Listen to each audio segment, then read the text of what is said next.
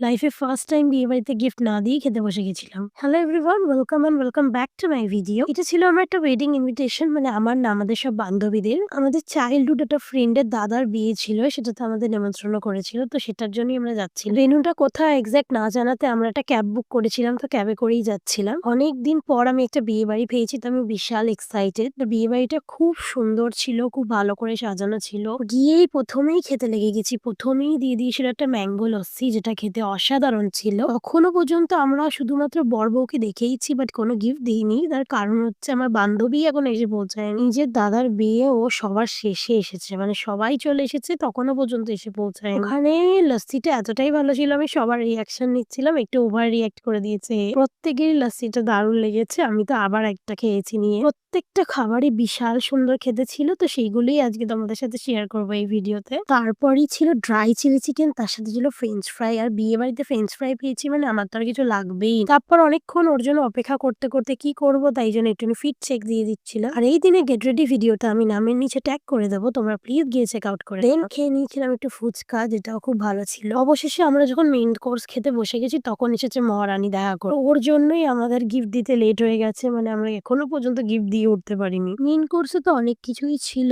কড়াইশুটির কচুরি, তারপর হচ্ছে চানা পনির, তারপর একটা শরবত দিয়ে গেছে যেটা খুব টক টক, কিন্তু একটু মিষ্টি ছিল না, তো আমার মিডিয়াম লেগেছে, আমার অতটাও ভালো লাগেনি। দেন হয়েছিল চিকেন বিরিয়ানি, যেটা খেতে খুব টেস্টি হয়েছিল আর খুবই লাইট ওয়েট হয়েছিল। তারপরে ওদের স্পেশাল একটা মিষ্টি ছিল, যেটা আমি খাইনি। অবশেষে আমাদের খাওয়া শেষের পর আমরা তাদেরকে গিফট দিতে পেরেছিলাম। তো হ্যাঁ, এটাই ছিল আজকের ভিডিওটা ভালো লাগলে প্লিজ সাবস্ক্রাইব করো।